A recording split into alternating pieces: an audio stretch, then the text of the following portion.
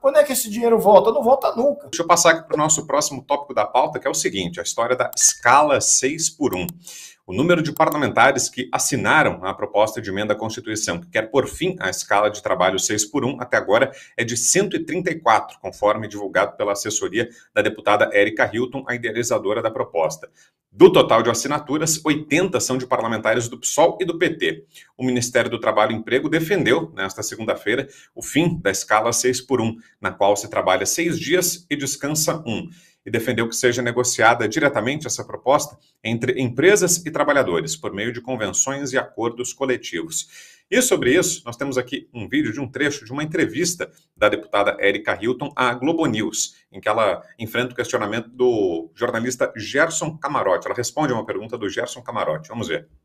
Para pegar esse exemplo, a senhora tem um estudo sobre viabilidade, quanto isso custaria o encarecimento de medicamentos, porque, de fato, se tem que colocar mais pessoas para trabalhar e manter aquela farmácia aberta, isso tem um custo.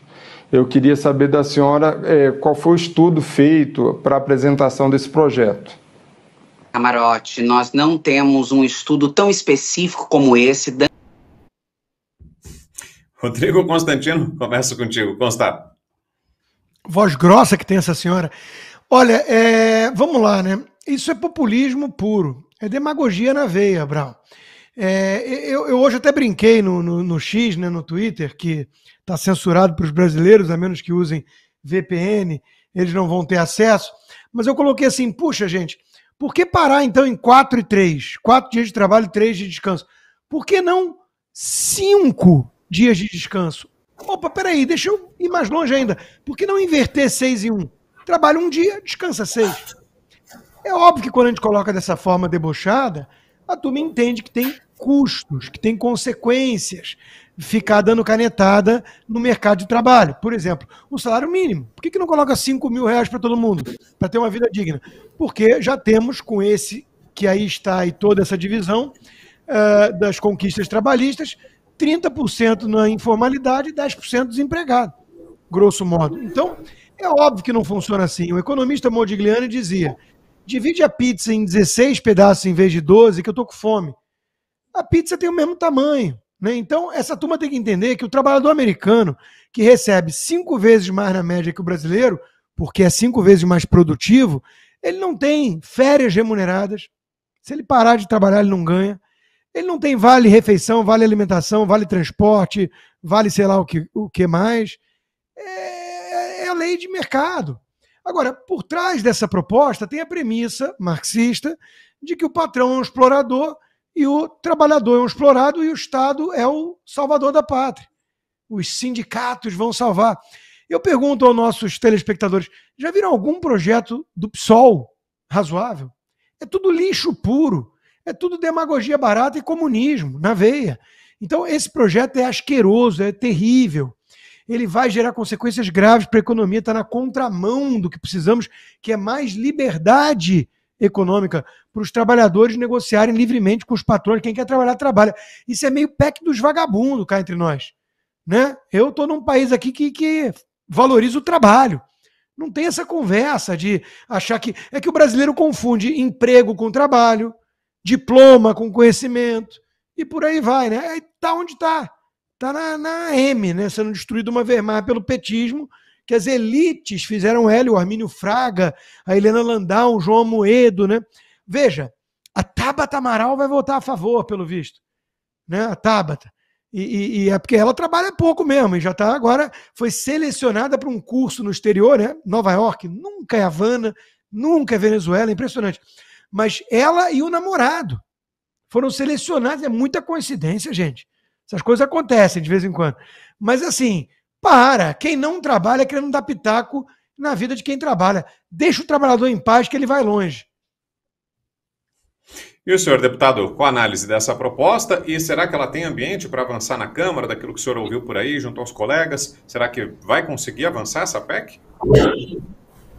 Olha, veja o seguinte, a PEC emperrou nas assinaturas exatamente porque a maioria dos deputados entende que a PEC ela cria desemprego. Essa é a PEC do desemprego. Então, ela nem é PEC ainda. Então, por que a gente está discutindo ela? Isso é que a gente deveria estar perguntando. Eles começaram a jogar para a mídia tradicional, empurrar essa pauta, exatamente porque eles emperraram nas assinaturas. Esse é um ponto. Então, eles não tinham aderência parlamentar, eles contam com a opinião pública desinformada para cobrarem dos deputados a assinatura. Então, esse é o primeiro ponto. Segundo ponto, tem um ponto político aqui. Eles estão reativando uma base antiga da esquerda. A esquerda perdeu avassaladoramente agora nas últimas eleições, perdeu de novo na questão norte-americana, e essa questão de horário de trabalho, leis trabalhistas, isso é uma tentativa de reconexão da esquerda com a sua própria base. Está reativado, agora estão todos aí reativados, querendo cobrando os deputados, é isso aí, a esquerda vem forte, nós somos a favor das leis trabalhistas, o pessoal da direita é o pessoal contra, que vai destruir tudo, destruir emprego. Então, eles estão resgatando narrativas antigas. Então, tem para reativar a base, para reunir a base. Eu não acho que estão tendo muito sucesso, não, para ser sincero, porque eu já vi cobranças muito mais draconianas vindo da esquerda no passado, está muito brando. Então, eles estão tentando, mas não estão conseguindo. E claro que você tem uma terceira parte política, que é o seguinte: o governo está à beira da necessidade de extrema urgência, que já ultrapassou o tempo, de cortar gastos. E esse governo não é um governo que corta gastos, é um governo que gasta. Então, esse projeto vem para fazer como se fosse uma divergência aqui, ou criar uma atenção para um outro tema, que não seja o tema de corte de gastos, que eles têm que fazer. E certamente não irão fazer. Eu não confio no governo para cortar gastos, eu confio no governo em gerar crise e depois dizer que a crise não é culpa dele.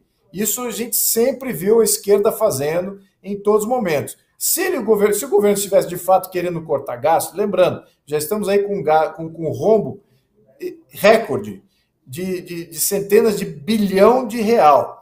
Temos também o endividamento recorde, que está batendo praticamente, está batendo 80% do PIB, mas com juros altos, isso aí o impacto é como se tivesse já 100% de PIB, o juro metade.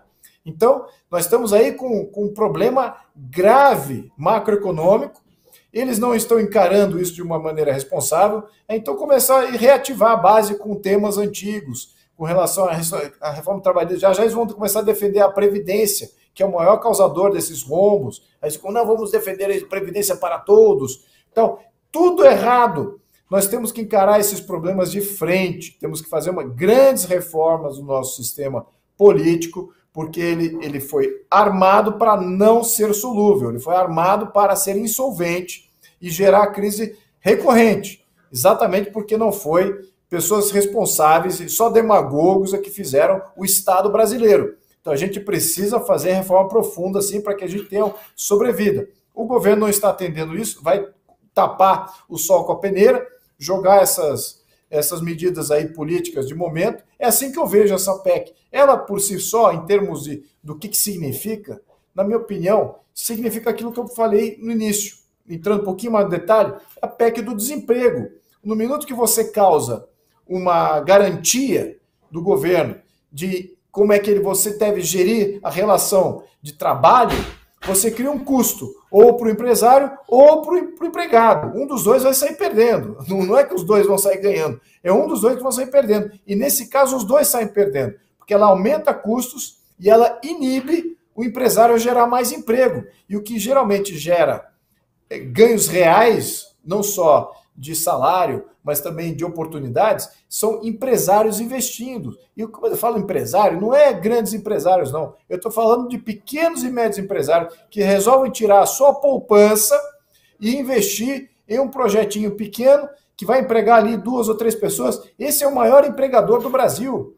E quando você fala para esse maior empregador do Brasil, olha, agora o seu trabalhador não vai trabalhar tanto assim, você vai dar dinheiro para ele, e da sua poupança, que você tirou da sua poupança para fazer o seu pequeno negócio, você vai entregar para ele, mas ele não vai aparecer para trabalhar tanto assim quanto você imagina. Então, assim, poxa, então eu não vou nem investir, então eu nem vou criar essa oportunidade de emprego. Veja como é que funciona, é muito mais direto esse impacto no empresariado que, de fato, investe para sobreviver. Lembrando, são pequenos e médios empresários que estão investindo. Os grandes empresários pararam de investir, porque já estão fazendo a leitura do governo. É um governo perdulário, não sabe equilibrar contas e é completamente aparelhado de corrupto, de criminoso. Então, com um governo assim, os grandes empresários fazem, peraí, eu vou investir centenas de milhares de reais, ou até mesmo bilhões de reais, com esse tipo de governo? De jeito nenhum. Com garantia zero que o STF vai vir intervindo, que eles vão mexer na questão tributária, quando é que esse dinheiro volta? Não volta nunca. Então, os grandes empresários já estão desinvestindo. Então, são os pequenos e médios empresários agora vão ter um incentivo para não investir. É isso que está acontecendo. Então, essa PEC é um absurdo.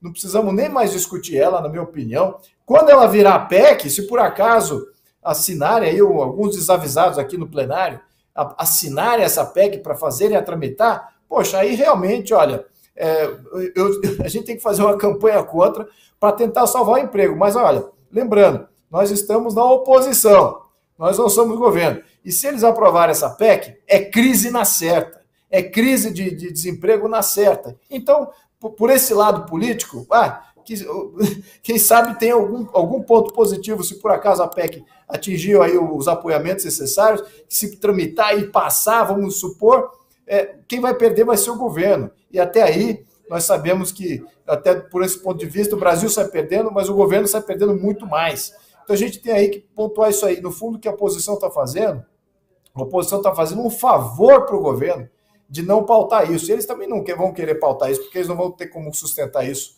indo ao longo prazo. Na minha opinião, é puramente postulação política, como mencionei anteriormente. Perfeito.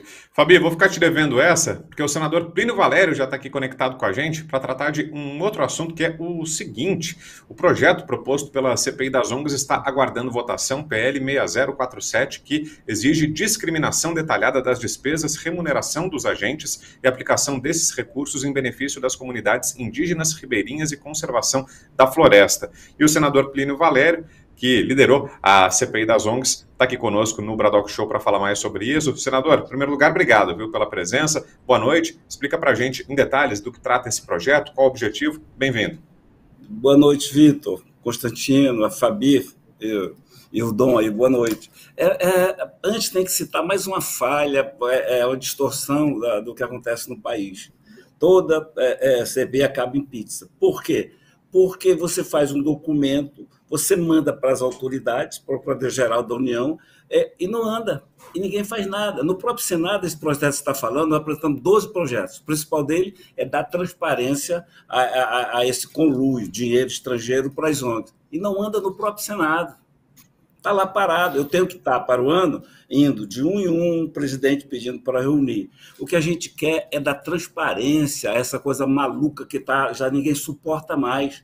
Hoje eu conversei com indígenas que vieram comigo atrás de água potável, poço artesiano, que dá para construir um com 15 mil reais.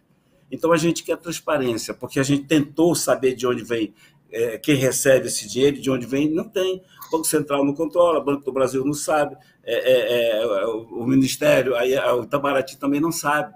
Então a gente quer o mínimo possível, que é transparência nessa transação, que ninguém quer, eles não querem essa transparência. Então, a gente vai insistir nisso, mas eu tenho que lhe dizer também, o parlamento tem uma culpa tremenda. Ora, a gente tem 12 projetos, completou um ano de CPI, nenhum projeto andou, nenhum só projeto andou. E o Procurador-Geral da União, que eu vou com ele para a semana, para saber o que ele fez com o que a gente denunciou.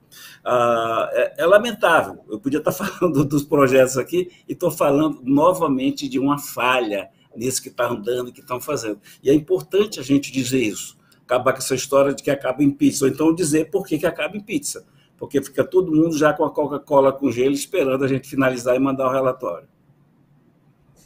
Fabi, queria te ouvir sobre esse texto, acha bem-vinda a proposta, se tiver pergunta para o senador, pode emendar também, vai lá. Boa noite, senador. A gente vê exatamente isso, né? Como os meios de ação no Brasil estão dominados. Na verdade, é essa a constatação. A gente vê que existe um trabalho, existe gente que quer fazer o correto, o justo, o ético, o moral, como essa pauta aí das ONGs. Mas, infelizmente, tem aquele Estado, né, que fica lá e é alimentado principalmente agora por esse governo Lula. o senhor vê a possibilidade real mesmo de primeiro essa CPI ir para frente, depois, né, quando tiver esse relatório, que a gente até já sabe o que vai trazer, coisas horripilantes, né? Quem não sabe vai ficar sabendo. Isso é muito bom para pautar o debate público.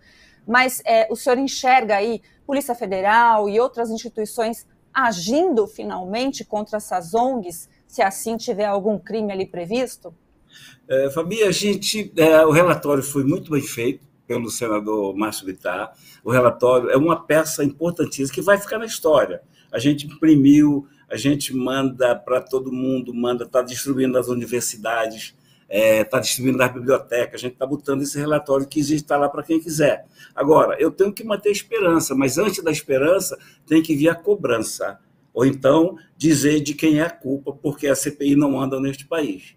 Então, a gente tem que apontar dedo mesmo. A gente tem que ir com o procurador, dar um tempo, saber se vai fazer alguma coisa, e mostrar para o senador e para o Senado que a culpa, no momento, é do Senado. Esse projeto poderia ter sido aprovado. A gente precisa saber. Vamos te dar um exemplo. A ONG, que a Marina Silva é conselheira honorária, está lá no nosso relatório, recebeu 14 milhões e pouco. Gastou com ela própria para fazer o projeto que ela captou o dinheiro para executar, 6 milhões e 800. E mais 2, mais 3 com viagens, mais 1 com não sei o quê. 20% que restam é para fazer treinamento no meio do mato, que é para fazer a cabeça do pessoal. Estou te dando um exemplo. As 6 ONGs investigadas por nós, 6 investigadas por nós, arrecadaram, eles reconhecem, está na transparência, 2 bilhões e 300 milhões de reais. 6 só. Isso que eles reconhecem, o que não vem por baixo do pano. Então, sabe, é um negócio terrível que desanima. E esse poder paralelo das ONGs, elas se equiparam ao narcotráfico. Só que o narcotráfico usa da violência, né? E esse pessoal usa da influência, usa do aparelhamento. Agora, eles não seriam também, não teriam esse poder todo, se não tivesse parte do judiciário também aparelhado e mancomunado. Eles só têm força porque parte do judiciário está lá. Pega um pessoal da vida, uma ONGzinha, Constantino, é equivalente a um pessoal, uma ONGzinha de merda. Ele recorre ao juiz de plantão, ao procurador, e ele dá liminar. Tem laudo antropológico, o cara que deu laudo, encomendado pela FUNAI, claro, gente do próprio ONG, dizendo que voaram, mas não encontraram determinada área, não encontraram indício indígena. Mas descendo, encontraram um casco de jabuti. O que quer dizer que os índios passaram por ali, há 3 meses passou índio aqui. Olha, jabuti não é só índio que come, né? A própria onça come, o caboclo come. Então, são aberrações assim tremendas. Por quê? Porque eles não têm medo de nada, têm certeza de que mandam neste país, porque é um poder e mandam mesmo. Vocês precisam ver a cara da editora da Folha de São Paulo, quando eu e o Márcio Bittar fomos visitá-la. Nós fomos da Bandeirantes, bem recebidos, Jovem Pan, nós fomos na Oeste, mas lá chega lá, sabe, ela estava incomodada com a minha exposição. E eu, com a idade que tenho, percebi e chamava o nome dela para conversa. Então, eles não estão nem aí para a gente, mas a gente tem que estar aí para eles, e a melhor forma é cobrar. Nós temos lá, Fábio, 12 projetos. 12, eu te dei mais, que é o menor, que é o da transparência. Quem está mandando? Por que está mandando? Quem recebeu? Quando recebeu? Como gastou? Nada. Ele pega esse dinheiro, gasta, não tem nem que prestar conta. E o Fundo Amazônia é um engodo. O Fundo Amazônia é um puro engodo. Ele só é uma luva para casar na mão do que eles já escolheram, do que eles elegeram para colocar dinheiro. Não colocam dinheiro na mão de indígena. A Fiocruz, vou te dar um exemplo. Hoje eu tive visita da Fiocruz, Constantino. Vitor, eles querem lá, todo ano eu mando a emenda para a Fiocruz, porque acreditam na ciência. Outro dia eu chamei os cientistas de bosta, mas os cientistas que fazem esses laudos, produzem esses estudos. A Fiocruz não tem acesso. Eles tentam. A Fiocruz está fazendo um trabalho belíssimo na 319, antecipando um estudo sobre malária. O desmatamento traz realmente isso, no entorno. Não tem acesso. Só quem tem acesso é o pessoal da Marina Silva. Nós temos 2 exemplos. ISA, o cara que comanda o ISA, que é a maior ONG que tem no Brasil. O WWF manda no ISA, mas o ISA manda nas outras. O cara que fundou o ISA, que comanda o ISA, reconheceu para nós na CPI que presta serviço para o ISA pago. E ele é normal. E eu dizia, isso é normal? Não, senador, isso é normal. Aí quando eu falo, quantos vocês conseguiram financiamento? Não, nós não conseguimos, a gente conquista financiamento. né? Com todo isso, tá bom, vocês conquistam. Então, essa hipocrisia vai acabar? Não vai, mas a gente tem que botar nua essa hipocrisia. São hipócritas que se apegam a isso. Olha uma professora que está vindo aí. Constantina, ela foi na França, não sei nem o nome dela, me diz aí. Ela foi ministra aí. Ministra da Justiça da França. Ela está vindo agora para a USP. Eu acho que o Márcio Bittar ia falar sobre isso hoje, eu não sei se falou. Sim, senador. Boa noite, senador. Eu ia pegar exatamente daí, né? Falar, fechar o programa, estamos nos aproximando do fim, voltando ao começo, né? Queria exatamente que o senhor comentasse isso. A ex-ministra francesa, né, da Guiana francesa, mulher de origem, vem falar que a Amazônia é de todos, né? E a pergunta é, como é que fica aquela turma que defendeu a soberania nacional na hora de incluir o Elon Musk no inquérito do STF? Quer dizer, essa turma desapareceu, agora está confortável com a situação de vassalagem do Brasil? Traduzindo, por hipocrisia, né? Eles entram querendo defender a soberania quando eles entregam, é um entreguismo a toda prova. Esse pessoal não tem sentimento de soberania. Por quê? Porque eles são aqueles que ficam todo empavonados, né? A Guajajara com aquele traje. Olha, quem está aí no exterior, índio aqui não usa aquele traje não, tá? Aquilo é nos filmes de cowboy norte-americano, não usam não. Então, empavanam todo. Eu chamo do complexo do colonizado, né? O colonizado, tudo do outro é melhor. E quando ele vai ao baile do imperador, ele pensa que pertence à corte. Ele foi chamado só para tirar foto. Então, é pura hipocrisia. A USP, com dinheiro público, vai pagar essa mulher para depois jogar contra a gente. Agora, veja bem, eu uso até de forma irônica, mas vale a pena usar. O Macron, essa mulher, cara, foram incapazes de preservar a igreja de Notre Dame. Não preservaram, queimou, então pediu ajuda. E agora quer defender que a gente está queimando a Amazônia. Se pudesse, o horário permitir, eu diria o que eu penso deles. Mas eu acho que eu ainda sou um pouquinho, eu tenho que manter um pouquinho da postura para não dizer o que eu penso dessa gente. Eu acho que eu estava mutado também. Oi. Mas, senador, queria parabenizá-lo pelo trabalho e também por defender, estar do lado certo da defesa do nosso país, porque, de fato, esse é o grande desafio que nós, como civilização brasileira nascente agora, teremos que enfrentar. É a reconquista do país. Está patente que nós entregamos boa parte do país. Agora, com relação a esses projetos que o senhor disse que tem, que são importantes, onde o senhor vê o gargalo? O tema dos projetos, eles são aderentes, ou seja, existe maioria no Senado e Câmara para aprová-los? Ou você vê os presidentes de Senado e Câmara como sendo os grandes empecilhos, impedidores desses projetos? Obrigado, senador. Duas partes. Boa noite. Duas partes. Clima tem para o senador aprovar, mas quem manda é o presidente. O presidente do Itapipoca, do Flamengo, do Vasco, faz o que quer. Então, esse regime presidencialista, o Rodrigo Pacheco, ninguém pode esperar nada nesse sentido. E se o Davi for assumir, é a mesma coisa, é 6 por meia dúzia. Então, os presidentes é que travam. Antes de encerrar, Vitor, a minha participação, deixa eu citar agora o caso do petróleo no Amapá. O IBAMA, que foi instado a se posicionar, está esperando o estudo que o Greenpeace está fazendo. Ou seja, é o tempo necessário para o Greenpeace deslocar aquele coral que eles encontraram lá na Foz da Amazônia. Eles vão agora deslocar o coral do Greenpeace, que se inventou, lá para perto do Amapá. Agora, veja só, é como se você mandasse o macaco tomar conta de Bananal. Nós estamos entregando para o Greenpeace a opinião final sobre a exploração do petróleo no Amapá, gente. Se isso não for entreguismo, é pior do que isso. Então, Dom, se fosse votado, não tem problema, passaria tranquilamente. Agora, vão pautar? Vamos pautar? Então, a gente está realmente num descrédito total. O Senado da República hoje está ladeira abaixo. E a gente precisa fazer algo. E esse algo é reclamar, cara. É dizer que nem todos os dedos da minha mão são iguais, né? 5 dedos são 5 dedos diferentes. Clima tem, mas boa vontade dos presidentes não.